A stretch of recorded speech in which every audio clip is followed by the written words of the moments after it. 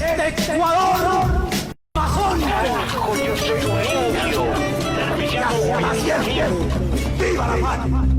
El 7F Ecuador ya decidió. Hay 2 finalistas y una sola decisión. Se viene la segunda vuelta y el futuro está en ti. Habrá debates, habrá combates y habrá disputas. Y uno que otro despistado. Aquí estamos para pensar entre todos y todas con un solo objetivo. Edificar una esperanza común. 7F Ecuador, por más democracia. Por eso decidimos crear 7F. Ecuador por más democracia.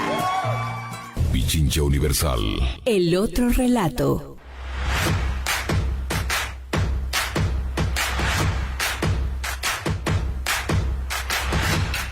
Pichincha Universal.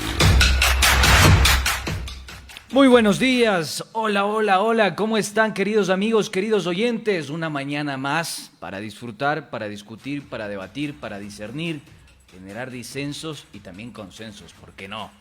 Esta mañana les pido que por favor le alcen el volumen a su radio, si nos están siguiendo por la 95.3 en la capital de los ecuatorianos y la 94.5 en el noroccidente de la provincia de Pichincha, Santo Domingo de los Áchilas, Esmeraldas y Manabí. Y si no lo están haciendo a través de la FM, por favor, síganos a través también de nuestras redes sociales en Facebook, Twitter, Instagram y YouTube, por donde nosotros emitimos la transmisión en vivo. Mi nombre, Andrés Durán, me acompaña como siempre la morocha Carlita Coronel. Carlita, ¿cómo estás? Buenos días, Andresito. Muy buenos días a todos nuestros oyentes y televidentes. Obviamente el Andresito ya nos dijo por todos los canales que nos pueden ver, nos pueden escuchar en Pichincha Universal. Falta en Pichincha TikTok, ¿no? Falta TikTok. El Andresito y el doctor Adrián Acosta van a hacer el TikTok. Van a hacer ahí, ya les ponemos el nombre. No les voy a decir cuál, pero van a hacer ahí un dúo dinámico para el TikTok de Pichincha Universal. Muy buenos días a todos ustedes. Bienvenidos a 7F Ecuador por más democracia. Hoy, jueves 18 de febrero, 9:09 en punto de la mañana, iniciamos aquí nuestro programa. Y como siempre, vamos a iniciar con lo mejor y con lo que nos cuenta nuestro queridísimo pajarito azul, que dice Larry. Echémosle entonces.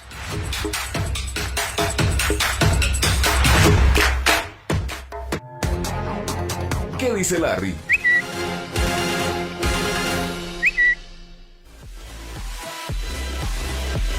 ¿Cuáles son las principales tendencias? ¿Cuáles son los principales argumentos que se esbozan en el ecosistema digital que en este momento han generado más de una controversia?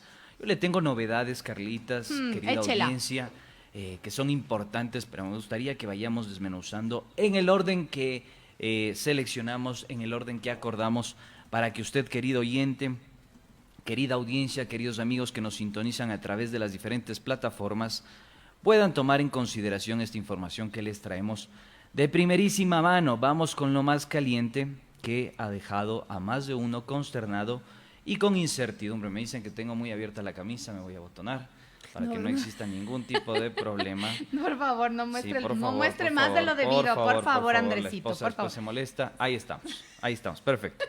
Continuamos entonces. Atención, la presidenta del CNE, Diana Tamaín, confirma que el acuerdo entre los candidatos Lasso Guillermo y Yacu Pérez se ha roto y aclara que lo que corresponde es proclamar resultados y que los candidatos presenten los recursos que consideren pertinentes. Esto lo registró Pichincha Comunicaciones y en este mismo tuit capturan un anunciado, una misiva, digámoslo así, un tuit de la propia Diana Tamaín en la que dice lo siguiente, póngale atención, querida audiencia. El CNE actúa de manera imparcial, ha de ser, y apegado a la ley, ojalá, garantizando el respeto de cada voto de los ecuatorianos. Veamos. Esperamos. Al romperse el acuerdo entre los candidatos, lo que ahora corresponde es proclamar resultados y que los sujetos políticos presenten los recursos que consideren pertinentes. Pregunto, Carlita, querida audiencia, entonces, ¿para qué tanto ahondaron, instigaron en este show político que generó más de un culebrón, más de una incertidumbre, para que a última hora sentencien de esta manera toda esta coyuntura crítica, todo este show, esta cortina de humo que se armó alrededor de la contienda justamente electoral. no era tal vez un show para decir, miren, estamos teniendo apertura. Estamos trabajando. Estamos trabajando. Estamos justificando el sueldo, entonces estamos haciendo estas reuniones para que no exista nadie que se sienta perjudicado. Sin embargo, al final de cuentas, hacen toda la reunión, que todo cuesta además.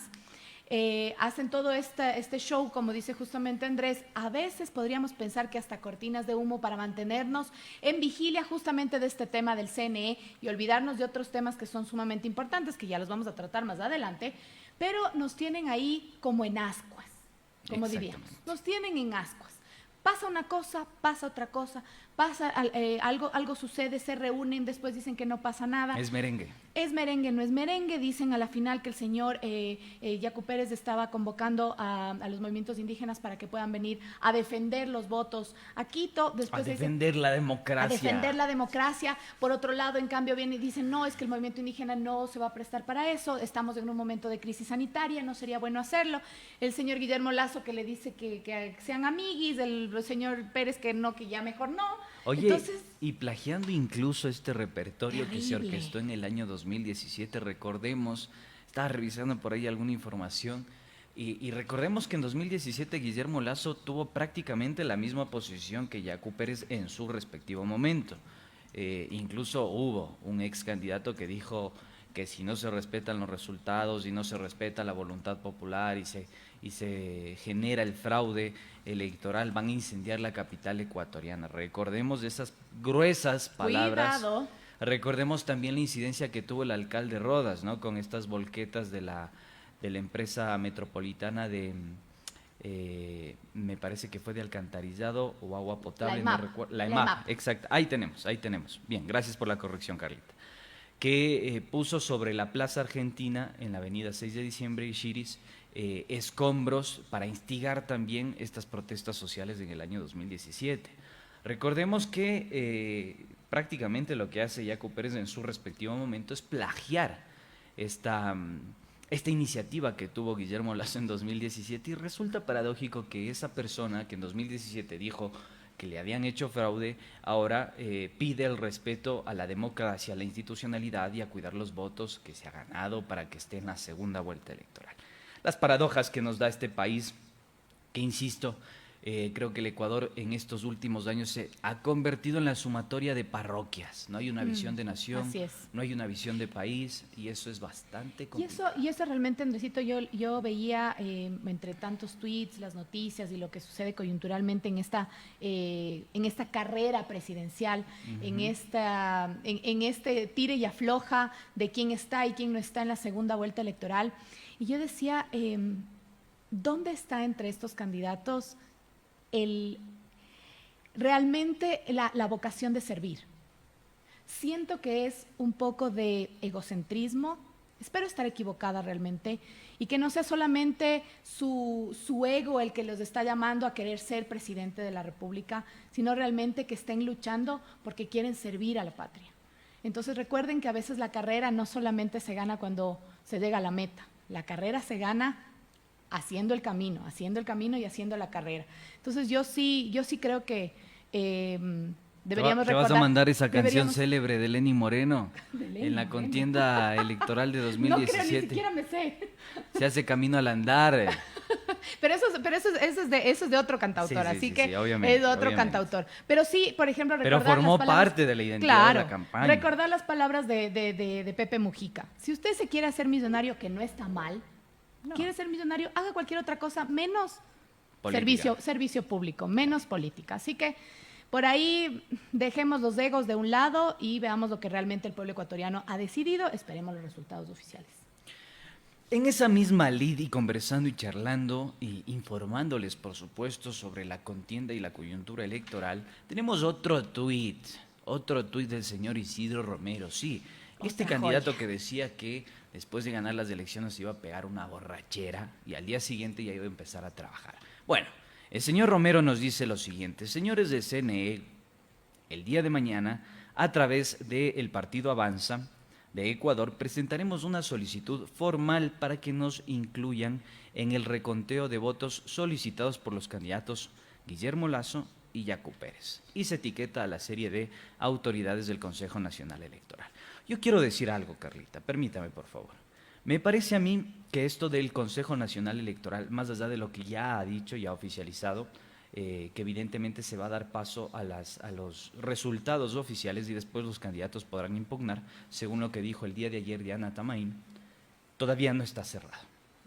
Hay que esperar que se procese toda la información, recordemos los plazos que establece la ley, y pues bueno, que después de eso, ojalá podamos tener una certidumbre de lo que va a suceder en este terruño.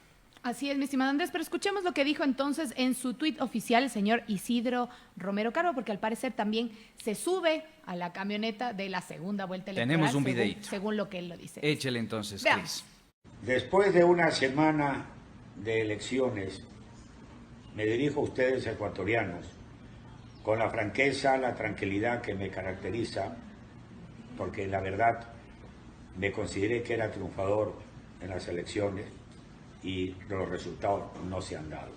Pero no se han dado porque el pueblo no ha votado por mí, no se han dado porque ha habido un fraude tremendo en el país, que ha sido propiciado por el gobierno y por el CNE. No es nuevo esto. Ya muchas veces sabemos que el CNE nos inspiraba una gran sospecha de que jamás iban a actuar correctamente. Ni los propios observadores que vienen, observadores internacionales, son unos cuentistas, vienen aquí a chupar, a comer y a cobrar, y se van dejando, como han dejado en este país, unas elecciones fraudulentas. Tanto es así que el señor Lasso y el señor Yacu ha sido aprobado por el CNE el otro día un reconteo de voto a voto. Pues mire, yo desde el día de mañana mandaré la carta a través de Avanza, mi partido político, al CNE, para que nosotros nos incluyan también voto a voto el conteo en las 16 provincias y especialmente en la provincia del Guayas. Eso es lo que yo quiero que se haga. Tengo todo el derecho como ecuatoriano y como candidato a la presidencia del Ecuador. Nos han engañado, ecuatorianos, nos han engañado. He visitado 14 provincias en una semana agradeciéndoles el voto y ellos mismos se sienten que han sido vejados, totalmente vejados en su votación.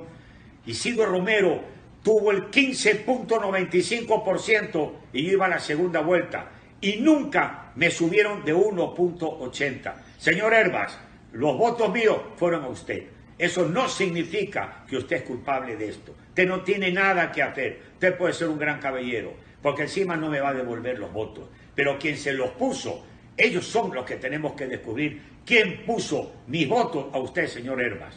No quiero decir más, quiero agradecerles haberles quitado este tiempo. ¿Usted quiere agradecer? Es terrible. Realmente esto es... subir del 1% al 15% es realmente... Además que es una acusación gravísima, pero yo creo que también estamos como en este país muy acostumbrados a escuchar este tipo de denuncias y se lanza y se dice, es que me hicieron fraude, o pasó esto, pasó el otro, y sin presentar las pruebas. Cualquiera, dirían los argentinos, esto es cualquiera, cualquier cosa es esto. Acá uno, mire qué tan garantizada está la libertad de expresión que cualquier persona puede decir cualquier cosa y no pasa absolutamente nada en este país porque no existe autoridad, no existe control. Entonces uno puede decir cualquier cosa y no sucede absolutamente nada. Quiero leer un breve comentario, Carlita, permíteme. Diga. Que, a ver, esto evidencia un poco...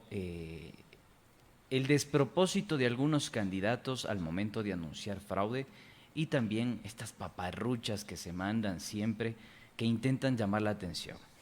Daniel Fajardo le comenta este tuit a Isidro Romero y le dice: haga su reclamo alegando que tiene un empate técnico con Lucio Gutiérrez, 1.78%, mientras usted tiene 1.86%. Por favor, sean serios con el país. Estas elecciones parecen un circo, no me quiero imaginar las del 2025. ¿Qué dirá también además a esto Javier Hervas? Que él sí tiene el 15.68%, que el señor Isidro Romero aduce que son de él. Y justo lo que tú decías, Andresito, a este momento, a esta hora, 9:21, los resultados oficiales del CNE en la página del CNE le dan al señor Isidro Romero Carbo el 1.86%. Fraude, decía. Sí, es como venir a revolver el avispero, ¿no? Sí. Revolver el avispero, quererse meter en el cafecito al que no le invitaron porque estuvieron solo los dos candidatos. Y a mí, ¿por qué no me invitaron? ¿Vos no te has colado en un café? No, en una fiesta sí, pero en café no.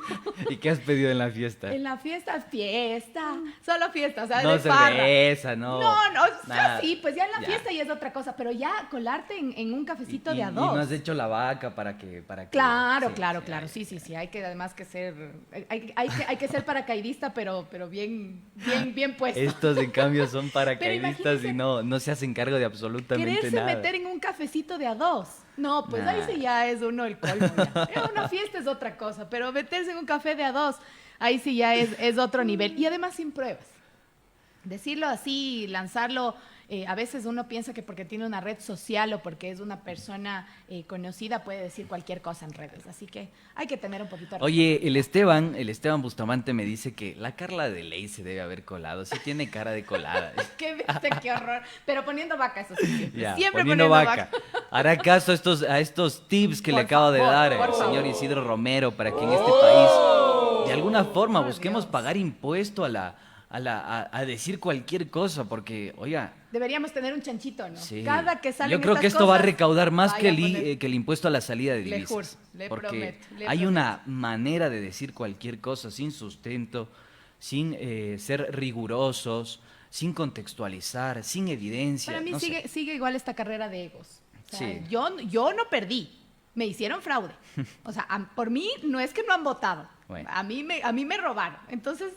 Vean, dejemos un poquito los egos de lado y pensemos que el país realmente necesita trabajo. Y usted, señor Isidro Romero, yo creo que, bueno, lo que debe estar es un poco dolido porque quería pegarse la fiesta el primer día al ser presidente. No pudo pegarse la borrachera en Carondelet como había... Ya no pudo, entonces... Como había dicho, ¿no? Tome asiento, muchas gracias, como se diría en mi querido país.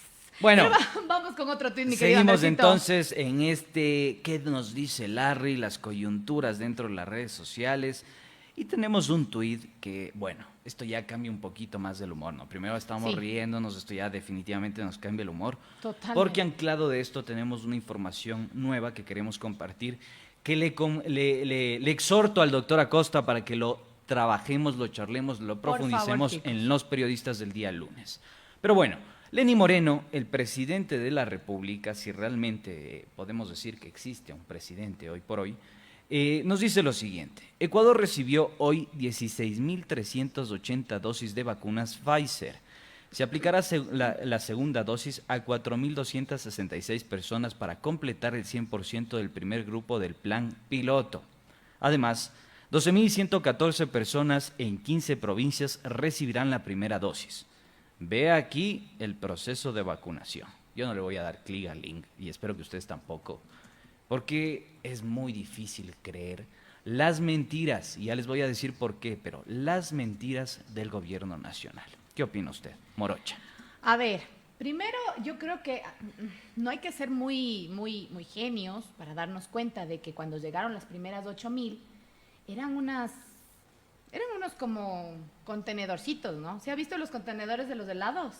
Así, llegaron todos los contenedores. Y de repente llegan ahora un número superior, 16,000 vacunas, dicen ellos, y llega en los tonelitos de helado.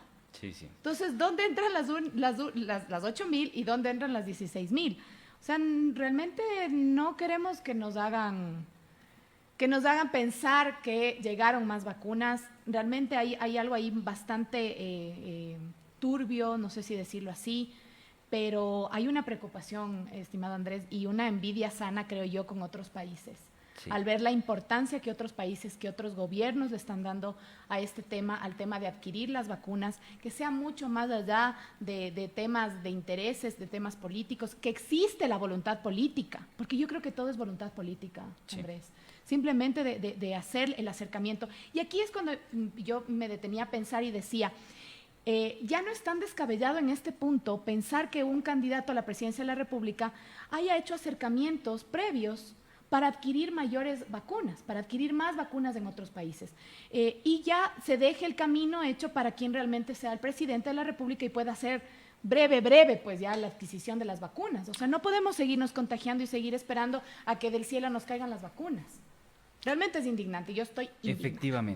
Efectivamente, Carlita, algún momento se le calificó a este gobierno como el desgobierno. Yo creo que esa etiqueta, esa adjetivación le queda corta. No existe un desgobierno, porque si existiría un desgobierno, podríamos asumir que en algún momento existió gobierno y se generó esa transición. Pero en la práctica no. Lo que existe, lo que tenemos hoy por hoy, es una cefalía. Y a propósito de lo que mencionamos con el tema de las vacunas para combatir la COVID-19, tenemos otras que son más preocupantes que tienen que ver con lo siguiente. Por favor, agárrense, queridos amigos, queridos oyentes, doctora Costa, Carlita, el doctor Pérez, que por ahí también nos está escuchando, colegas, queridos amigos, agárrense, por favor. ¿Pueden creer que el señor Fernando Jácome, director nacional de Cooperación y Relaciones Internacionales del Ministerio de Salud Pública, ha enviado comunicados a la Cancillería para que a través de las embajadas y consulados ecuatorianos se facilite la donación, escúchese bien, donación o préstamo de vacunas pentavalentes para combatir la tosferina, difteria, tétanos, poliomielitis y enfermedades invasivas. Este es el país que hoy tenemos. ¿Quién nos confirma esta información? Una fuente protegida que prefirió no revelar su personalidad, su carácter, su nombre, con la intención de que se proteja. Obviamente la información que nos está suministrando esta persona pertenece al Servicio Exterior Ecuatoriano, fue incluso parte del Servicio Exterior Ecuatoriano, ex cónsul del Servicio Exterior Ecuatoriano, y nos comenta que el Ministerio de Salud ha enviado repetidos comunicados en los que se pide a todas las embajadas y consulados del Ecuador en el exterior que hagan esta gestión para recibir donaciones. Bueno, ustedes me dirán, pero bueno, a la final no hay evidencia, no hay documentos. Yo quiero utilizar una especie de triangulación muy breve para que usted pueda sacar la conclusión, y es un comunicado de la propia Organización Panamericana de Salud.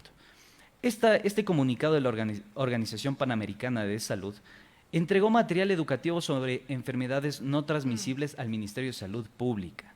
Y dentro de este comunicado aparece el nombre de Fernando Jácome, director nacional de Cooperación y Relaciones Internacionales. El mismo personaje que facilitó la donación de 113.155 cartillas de seguimiento y además, lo tengo por acá, permítame por favor, 135 monitores de medida de la presión arterial. Estas fueron donaciones financiadas por Global Links, una organización extranjera estadounidense que realiza este tipo de donaciones. Pregunto, por favor, porque aquí viene la pregunta del millón. ¿Qué está haciendo el gobierno nacional con el dinero para destinar a salud pública? ¿Por qué pretendemos que nos donen, nos regalen o nos presten las cosas cuando tenemos recursos para combatir enfermedades que ya se vienen tratando desde 1940? Fíjense cuánto hemos retrocedido, señores. El Ministerio de Salud debe tener ya destinado los fondos justamente para suplir este tipo de insumos que se necesitan, que son sumamente importantes. Y ahí vamos explicando un poquito, Andrés, incluso a las personas que nos están escuchando en estos momentos, porque por ahí nos perdemos a veces porque les ponemos a los guaguas la vacuna pentavalente y después decimos, ¿qué era eso? No me acuerdo para qué era. Pues no se acuerda usted para qué era la vacuna pentavalente que le puso su guagua. ¿Sabe por qué? Porque con esa vacuna se evitó un montón de enfermedades, como ya lo dijo el Andresito: la difteria, el tétanos, la tosferina, la hepatitis B, la Haemophilus influenzae de tipo B, que causa la neumonía y la meningitis. ¿Ustedes se imaginan en esta crisis sanitaria en la que estamos viviendo del COVID-19 que existe un rebrote de este tipo de enfermedades? No sé si estoy diciendo bien, un rebrote de estas enfermedades. Existan niños que empecemos a tener con problemas de neumonía y meningitis. Oiga, realmente sería terrible, sería o sea, realmente sería ya caótico. Pero fíjate en algo más, Carlita, y con esto ya daremos paso a nuestra entrevista. Esto es muy importante, insisto en aquello, vamos a desmenuzarlo en el programa Por de supuesto. Los Periodistas con información de primera mano para que sea usted el que pueda sacar las conclusiones. Fíjese en este titular compuesto de Diario El Universo. Madres madrugan por las vacunas como la pentavalente y la DPT, que ya se distribuyen en Ecuador. Esto es falso, señores, y lo voy a decir en primera persona, porque tengo un hijo de 2 meses. Con mi esposa estamos buscando desde hace una semana prácticamente ya esta vacuna y en ningún centro de salud del Valle de los Chillos nos dice que existe esta vacuna. Es más, nos han dicho las enfermeras y los médicos de estos centros de salud que gracias a las denuncias que se han hecho en redes sociales esperan que pueda llegar la vacuna dentro de un mes. Este titular y esta información que publica el diario El Universo es falsa. En este momento madres de familia están haciendo filas a las afueras de los centros de salud para que puedan ser suministradas esta vacuna. Esto es gravísimo, porque encima, al respecto de esto, dice que se ha demorado la llegada de estas vacunas por la crisis sanitaria. Por favor, en serio piensan que los ecuatorianos somos estúpidos, que somos tontos, que no nos damos cuenta que no existe gestión detrás de la vacunación. Estas vacunas son gestión del Ministerio de Salud todos los años. Es algo para lo que ya debe tener destinado, justo lo que decíamos, recursos anuales para este tipo de cosas. No es una crisis que se vino como el coronavirus, por ejemplo, que nadie lo esperaba y que obviamente eso hizo tambalear creo que a todos los países en el mundo. Sin embargo, esto es algo que ya debe estar dentro de la planificación del Ministerio de Salud. Y por contarte algo, Andrés, yo también, tomando tu ejemplo, yo tengo un niño de 5 años al que tenía que ponerle en cambio la DPT, que es la vacuna que se pone antes de los 5 años, pero es el refuerzo justamente de la difteria, tétanos y tosferina. La que pone el ministerio se llama DPT. Y tiene un costo afuera de $30. $30 para una familia. $50 en algunos casos. $50 con la consulta médica. Sí. $50 con la consulta médica. Imagínate eso para una persona Para vulnerable. una familia que tiene, digamos, 2 pequeños a los que tiene que vacunar y además está sin trabajo. Entonces, realmente es una situación muy complicada. No es que solamente, esperemos nomás unos mesecitos, ya llegan las vacunas. No. El tiempo que uno se demora en la niñez, en la primera infancia, en poner este tipo de vacunas puede ser realmente decisivo en la salud de los niños o en la enfermedad de los mismos. Así que este tema es súper preocupante. Dejémonos de hablar del CNE y hablemos de vacunas. Sí. Yo con esto cierro nada más cortito porque Carlitos Minango ya nos informa que tenemos a nuestro invitado esperando, pero esto es súper importante y crucial y demuestra la desidia que tiene el gobierno nacional con la situación de la salud de los ecuatorianos, ya no solo con la COVID-19, sino con el posible rebrote que puede generar la no vacunación masiva de niños. O sea, estamos condenando a las personas, a los recién nacidos, a una vida indigna, llena de insalubridad. Esto es gravísimo. Utiliza, primero, una nota unifuentista porque utiliza solo una fuente, que es la fuente oficial, y cita de manera textual. Ni siquiera cotejan la información y publican prácticamente el boletín. Y dice, el esquema de vacunación infantil regular está siendo redistribuido en todos los puntos de salud a nivel nacional para atender la vacunación de niños menores de 5 años. Y la logística de entrega se regularizará hasta el final de la presente semana, con la cual se normalizará la atención ciudadana. Eso es falso, señores. Supuestamente hasta el 22 dice que esperan regularizar. El 22 es este próximo lunes. Sí. Vamos a cotejar. De todas formas, nos comprometemos a asistir a un centro de salud, a preguntar si efectivamente ya cuentan con estas vacunas pentavalentes y nosotros les traeremos novedades al respecto. Vamos entonces con nuestro querido invitado. Vamos entonces a presentar a nuestro invitado del día de hoy y a conversar sobre el tema que nos atañe en este día. Carlitos Minango.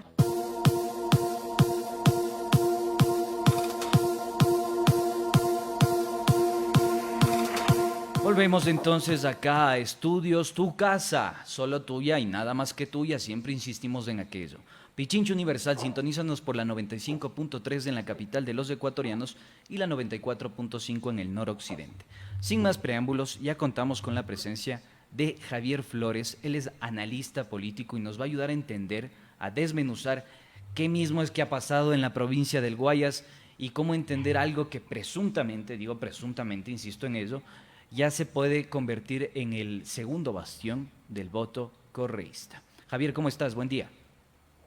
Muy buen día, muchísimas gracias por esta invitación. Un saludo a ustedes y a toda la audiencia. Javier, un gusto saludarte. Andrés Durán y Carla Coronel, te enviamos un fuerte abrazo. ¿Cómo entender esta situación que sucede en la provincia del Guayas? Una provincia que era complicada, que tenía o estaba bajo el control y la hegemonía del Partido Social Cristiano, un partido que se ha venido a menos, tiene una crisis, por decirlo así, institucional, política, pocos relevos de cuadros, nuevos jóvenes, poco recambio generacional y se evidencia un poco en su votación. Incluso en zonas, en la circunscripción 3, por ejemplo, donde históricamente la Revolución Ciudadana fue débil, ha logrado generar una conversión, ¿no? ¿Cómo entender y explicar lo que sucede hoy por hoy en la provincia del Guayas? Bueno, lo primero que habría que decir es que nunca fue una provincia ajena al correísmo. Lo que pasa es que se disputaban distintos espacios, dos importantes caudillos de la ciudad, originados en la ciudad. Correa, un caudillo de alcance nacional, como lo probó ganando 3 veces la presidencia, y Nebot con un alcance más limitado, más regional, obviamente muy preponderante en Guayaquil, que era su principal base de negociación para todos los efectos y donde se hacía fuerte y tiene una importante aceptación hasta el día de hoy. Pero dicho eso, creo que en el momento en que el liderazgo de Nebot quiere ser transferido, tiene enormes dificultades para lograr eso, sobre todo porque el recipiente de esa transferencia o endoso no es pues alguien tan buen candidato como para receptar eso, por una parte, y por otra creo que probadamente Nebot no ha tenido esa misma capacidad de endoso que sí se le podría atribuir a Correa. Y sobre esto habría que ver números de momentos anteriores, de las elecciones del 2013, por ejemplo. Este caso es bien simpático porque envuelve la negociación que tuvo lugar entre Nebot y Lasso, en la cual básicamente Nebot entucó a Lasso para que él resigne no participar en la elección de asambleístas en Guayas, que es la provincia que más asambleístas da, y que le hubiera significado, por ejemplo, creo, si hubiera sacado creo que 4 en aquel entonces, que no era para nada impensable, creo que de 20 asambleístas de la época, ser un bloque legislativo por sí mismo, sin tener que buscar apoyos en aquella asamblea del 2013. Entonces, negociaciones como esas, en las cuales lo que le dio Nebot como apoyo no significó que gane en ninguna de las parroquias de Guayaquil. De 21 parroquias, 5 rurales y 16 urbanas, Lasso perdió en todas y cada una de ellas frente a Correa. La capacidad de endoso y la capacidad de endoso a Lasso ha sido probadamente baja. Pero si vamos a hablar del tema de la decadencia del Partido Social Cristiano, eso tiene una causa que es anterior a todo esto, que es la resignación del candidato a la presidencia, el eventual candidato a la presidencia, Jaime Nebot, a participar en las elecciones. Negarse a ello, obviamente era ya algo que se veía venir, porque si no se habían movido las piezas, un tipo como Nebot, que es bastante astuto en política, obviamente no se iba a arriesgar a hacer algo si no estuviera planificándolo de antemano. Lo que ocurrió fue que con su negativa ese espacio de derechas quedó ocupado por Lasso, luego lo quiso disputar Noboa, a quien no le permitieron hacerlo, quedó consolidado en Lasso, pero Lasso es un candidato que concita mucho rechazo porque no solo tiene ciertos atributos personales que no lo hacen tan querible al electorado, el hecho de ser un candidato que no es carismático o que es banquero, son todos de estos atributos, pero sobre todo está asociado con el gobierno de Lenín Moreno, y la gente tiene un profundo fastidio por un gobierno que no lo ha tratado bien, que no le trae las vacunas todavía, que permite que sucedan una serie de irregularidades en cosas tan valiosas como la protección del derecho a la vida y la salud, que es lo principal que uno espera de un Estado, que se desviva porque sus ciudadanos vivan, que trate de hacer todo lo posible para que la gente esté en el más alto nivel de salud posible, dadas las circunstancias. Y lo que vemos, lamentablemente, y esta pandemia lo ha hecho muy visible, es que el manejo de esa área del Estado en estos días por estas autoridades ha sido nefasto, ha sido causante, de cierta manera, de la gran mortandad que hubo el año pasado, particularmente en Guayaquil y particularmente en los meses de marzo y de abril, pero ciertamente de todo un estado de cosas. Hoy en día, por no hay ni siquiera las vacunas para las enfermedades que ya existían vacunas desde hace mucho tiempo, y el desorden y la forma corrupta como se han manejado las cosas es tal que ni esas están a disposición de la gente a día de hoy. Entonces, Javier, ese fastidio se lo traslada mucho más al candidato Lasso, que ha cogobernado con Moreno, y eso ha sido visible en todas las políticas públicas y la legislación aprobada. Javier, de todo lo que tú mencionas, hay algo que me parece paradigmático. ¿Por qué paradigmático? Porque tú haces una analogía, una similitud entre el endoso de Rafael Correa, del voto de Rafael Correa, versus el endoso del voto de Jaime Nebot. Y resulta que ambos son líderes de la costa, son costeños. En el caso de la presidencia de la República, por la cual hoy están compitiendo, Andrés Arauz de Serrano es quiteño. Y a pesar de aquello, y resulta paradigmático, tuvo una acogida importante en la provincia del Guayas y gana con un 41.2882%, que representa 934.679 votos. ¿Cómo entender estos nuevos liderazgos? Podemos hablar quizá de clivajes regionales o quizá de procesos de identificación con la ciudadanía que tiene que ver con afectos más enraizados en la costa por parte del correísmo y quizá con afectos con el tema de Yacu Pérez y Guillermo Lasso más enraizados en la sierra. ¿Cómo entender esto? Porque sí llama la atención que un líder o un candidato serrano tenga ese grado de interpelación en la costa y específicamente en Guayas. ¿Qué decir al respecto de aquello? Lo primero que te diría es que habría que complementar el dato con que en Quito en particular, que es el lugar natal del candidato al que tú haces referencia, gana su rival, gana el banquero guayaquileño. No cualquier guayaquileño, gana el banquero guayaquileño. Entonces, es bastante curioso. Para mí, más que un clivaje regional como tal, que no dudo que haya algo de eso envuelto, pero creo que es más la repetición del clásico correísmo-anticorreísmo. Si uno saca a Andrés Arauz de la partida correísta, de la lista correísta, y lo pone en otro partido con cualquier nombre, con cualquier etiqueta, pero sin el apoyo en el 98. Es asombroso que y esto es lo paradójico, productiva trabajar para el Estado, lo cual tradicional emprendedor de la clase media guayaquileña se ve que esa es una de esas características. Ahora en Manabí en particular, en Guayas también bastante. Tiene un resultado muy diferente. Nuevamente se lo están para que triunfe quien ya está en la segunda. Ya ha limitado muchas que pueda administrar, que sirvan. Voy a explicar porque la gente en Quito realmente, en el quiteño, votante quiteño allá que venga, fue uno de los primeros lugares que se desprendió del dominio correísta, de hecho, curiosamente, porque hay que recordar que la pérdida de la alcaldía de Quito fue una de las cosas más terribles que ocurrió todavía con un Correa que estaba en la cima de su popularidad en el 2013, ¿no? Y perdió Quito, y eso fue el principio del fin en una tercera presidencia que fue bastante más convulsa que las dos anteriores. Estamos conversando con Javier Flores, jurista, analista político, 9:46 de la mañana, 7F, Ecuador por más democracia. Ahondando un poco en este tema, Javier, yo sí quisiera como desmenuzar un poco, porque hablamos de que estos resultados, especialmente en la costa ecuatoriana y especialmente en Guayas, se podría decir que no triunfó o no surtió efecto esta idea que se quiso dar de los correístas y los anticorreístas, o la idea de que íbamos a hacer Venezuela si es que ganaba Arauz, que íbamos a la desdolarización, etcétera, etcétera, y esta reiterada hilo de ideas que se repiten constantemente, que era más o menos como hacer querer infundir el miedo, ¿no? Entonces era como la campaña del miedo. ¿No surtió efecto en la costa ecuatoriana, especialmente en el Guayas? ¿La gente no les creyó?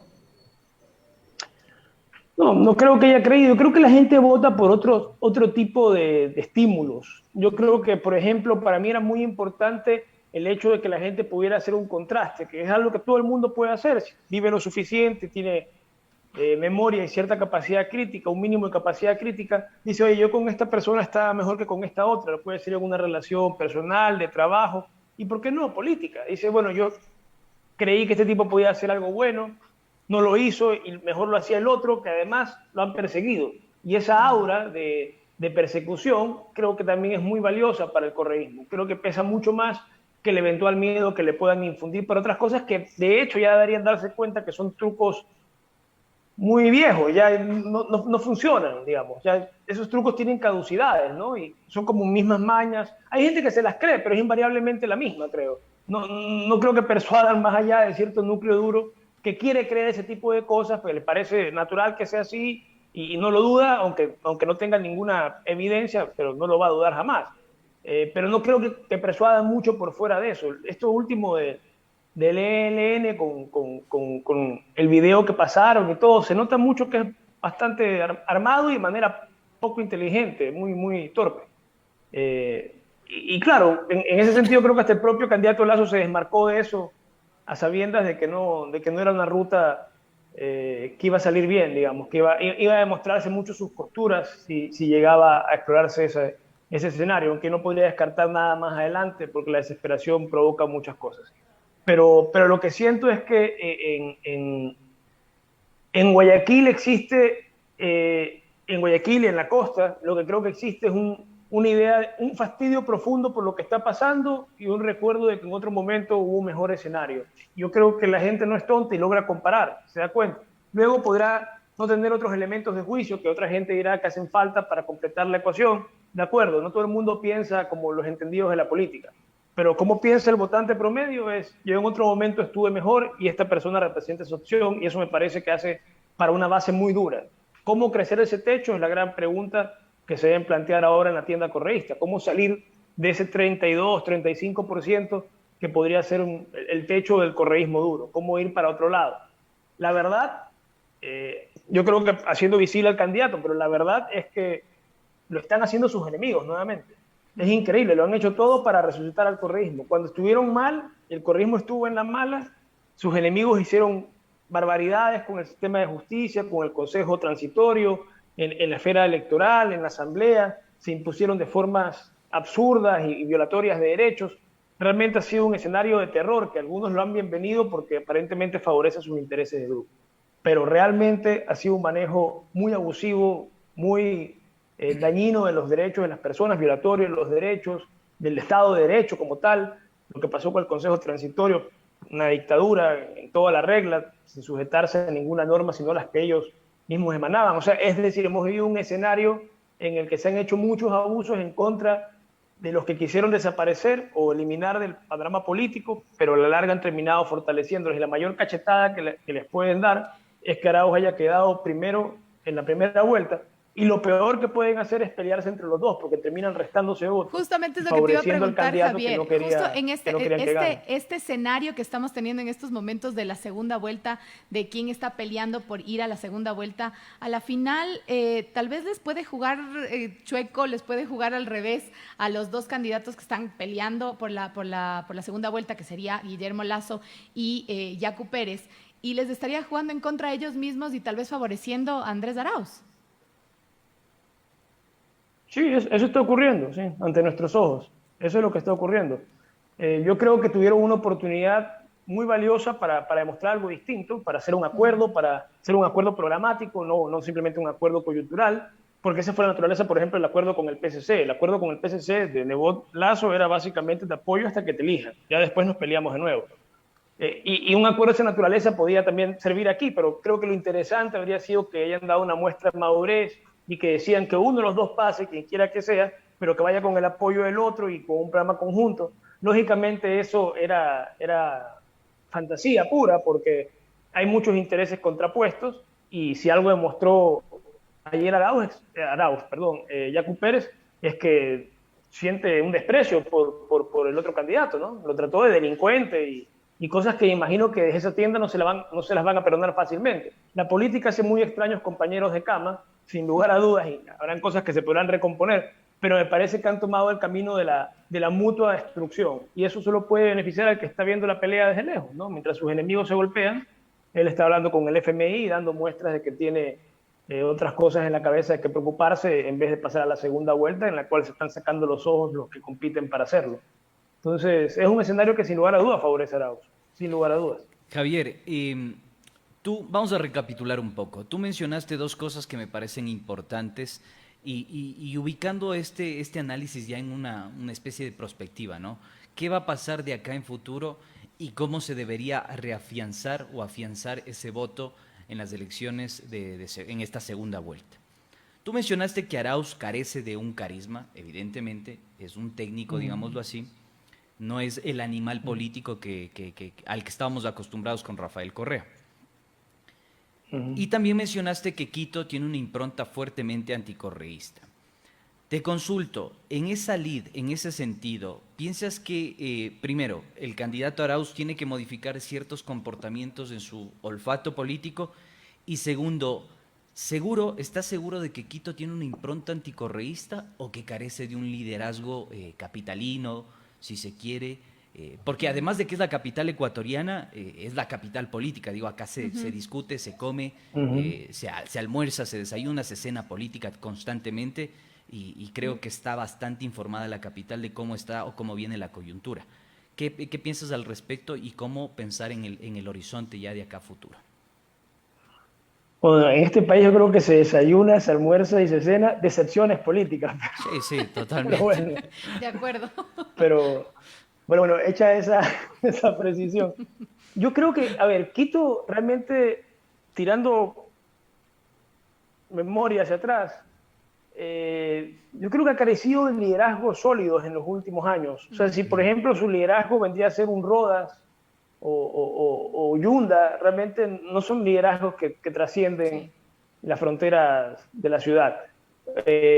Liderazgos nacionales de Quito, se me ocurre, bueno, Velasco Ibarra obviamente era un líder nacido en Quito, pero su fuerte curiosamente estaba en las provincias de la costa, que serían un antecedente de, más o menos igual que Arauz. de que un serrano puede triunfar con los votos de la costa, es precisamente Velasco Ibarra, que triunfó numerosas veces y sus últimas elecciones fueron primordialmente con el electorado suburbano de Guayaquil como bastión.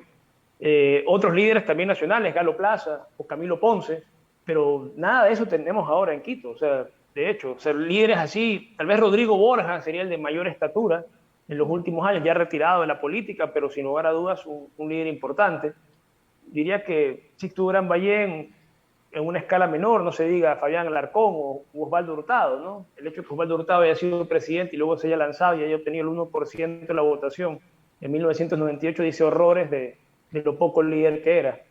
Entonces sí, es difícil. Quito no parece tener un líder que realmente represente intereses de la ciudad de la misma manera que sí lo tiene Guayaquil, que en cambio tiene demasiados, me parece. Perdón que te interrumpa, Javier. Sabes que se me vino a la cabeza una idea. ¿Será que en la costa estamos esperando un Mesías que salve al país y en la sierra quizá no estamos tan a la expectativa de la llegada de un Mesías que de alguna forma permita el resurgir? ¿Cómo interpretar eso? Porque también hay una penetración fuerte, ¿no? de estas relaciones políticas, ¿no? De liderazgo carismáticos. Sí, tal vez tiene que ver con cierta... Hay muchos factores, hay factores estructurales, creo también, que tienen que ver con las ubicaciones en las ciudades importantes del Ecuador, lo que hizo que durante mucho tiempo se diga que era un país con dos polos, uno político y otro económico, uno basado en Guayaquil, otro basado en Quito. Creo que el hecho de que haya habido tanto liderazgo fuerte en Guayaquil es porque circula mucho dinero y tiene esa capacidad de organizar. Y de hecho, yo soy muy crítico de la administración social cristiana. Creo que la forma como han planteado las cosas dentro de la ciudad, y eso no es exclusivo de los socialcristianos, sino que tiene antecedentes en el PRE y antes en el CFP, es a través de la articulación de redes clientelares en barrios suburbanos y sobre todo durante el gobierno social cristiano, un completo o bastante cercano a lo completo dominio de lo que circula en los medios de comunicación, sumado a un control de la participación ciudadana. Creo que las claves para entender por qué el dominio del PSC es tan sólido en Guayaquil no pasan tanto por una gestión envidiable, que de hecho marca muchísimos problemas en muchísimos aspectos, desde las áreas verdes hasta la prevención de las inundaciones, pasando por el hacinamiento, la pobreza, la delincuencia, etc. O sea, Guayaquil es una ciudad muy problemática que vive pregonando un éxito que no existe. Pero dicho eso sobre la administración de Guayaquil, creo que la ciudad como tal genera mayores liderazgos fuertes que una ciudad que no ha estado tan acostumbrada a imponerse a los demás territorios políticamente. De hecho, durante el siglo XIX tampoco se observan grandes líderes quiteños que hayan podido establecer un gobierno o un dominio sobre los demás. El gran líder quiteño del siglo XIX es García Moreno, que es guayaquileño. De hecho, él es el que impone un régimen que de hecho se mantiene hasta ahora, un régimen de provincias, el que rompe la división departamental, que era más o menos de facto entre 1830 hasta el 61, y la séptima constitución que hace García Moreno bajo la presidencia de García Moreno, y que lo nombra a él presidente, de hecho, pero no fue elegido por voluntad popular en esa ocasión, asuma este dominio del país durante 15 años, pero ese es un líder guayaquileño que creció en Quito. Más adelante hubo un líder quiteño como Ventimilla que era fuerte en Guayaquil. La historia ha dado bastantes vueltas en todo esto. Pero liderazgos nacionales de Quito realmente en los últimos tiempos no hay, y sus líderes más bien tienen un alcance muy local y son bastante cuestionados. Pensar, por ejemplo, en Rodas o ahora mismo en Yunda. O sea, Quito va a recibir una arremetida de las comunidades indígenas con un alcalde que tiene un grillete. Sí, es una situación bastante curiosa, por decirlo menos. Bastante curiosa.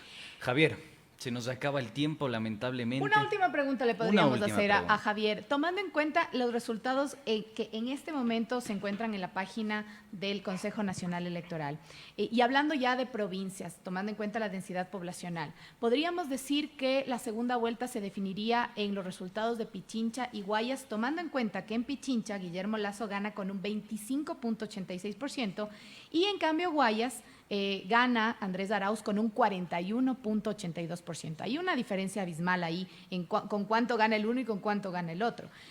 ¿Podríamos definir y decir que en la segunda vuelta se definen estas dos provincias? Manabí tal vez también, ¿no? Manabí tal vez. Sí, yo también metería a Manabí. Manabí es una provincia, la tercera más poblada, y la diferencia que tiene allí Arauz frente... O sea, de hecho Arauz tiene más de la mitad de los votos. Y tiene una diferencia considerable también con Lasso. El punto aquí es remontar. O sea, es matemática. Este tipo tiene 3 millones y el otro tiene 1.800.000. Tienes que lograr 1.200.000. Y si lo que genera es desencanto y fastidio, la gente o no va a votar, o vota nulo, o deja en blanco, o vota por el otro, porque como decía ese candidato ya que... En fin, o sea, hay muchas cosas que pueden pasar por la cabeza del elector en ese rato cuando está movido por un sentimiento que no es positivo. Porque el caso es que tras esto que acaban de hacer estas dos personas que hace un tiempo estaban a punto de llegar a un acuerdo que los ponía casi a un nivel estadista regional, o sea, al menos así se quería vender esa reunión en el CNE, que fue publicitariamente muy importante para ambos, pero terminó yéndose todo al traste y luego a pique, directamente cuando hay estas desavenencias que se han ventilado en la esfera pública. Yo creo que la idea de Lasso es que se recuente lo menos posible sabiendo que él es primero, y el otro querrá recontar todo lo que sea necesario a fin de lograr revertir los 30.000 votos que lo separan. Y eso puede durar mucho tiempo, y ese desgaste solo abona para ese fastidio y eventualmente para no alcanzar los 1.200.000 que tiene Escaruñar de otros lados para lograr empatar y superar al candidato al que quiere superar. Pero realmente lo que están haciendo es una fórmula para el desastre de sus intereses, y están dándole simplemente la vía libre a un candidato para que vaya caminando y sonriendo con un daiquiri en la mano a la presidencia. Pero es por la propia incompetencia de estos candidatos que no logran ponerse de acuerdo. Y no tendrían cómo, son como el agua y el aceite. Realmente era una unión muy difícil. Y se terminó demostrando y salieron las costuras de lo que realmente opinaban uno del otro, finalmente.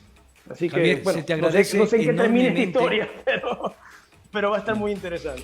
Está bien, Javier, Gracias, se te Javier. agradece enormemente. Conclusión, esperemos les han puesto cortita y al pie para que usted saque sus propias conclusiones. En las grandes provincias se va a definir esta contienda electoral y esperemos los augurios. Que Liga de Quito salga campeón en este año, dicen. Así que bueno, las conclusiones las tienen ustedes, queridos oyentes, Andrés, como muchas siempre. gracias, Carla. Nosotros, hasta una próxima. Gracias, Javier, y gracias a nuestros oyentes. Nos escuchamos y nos vemos el día de mañana en 7F Ecuador por Más Democracia. Hasta mañana. Hasta mañana.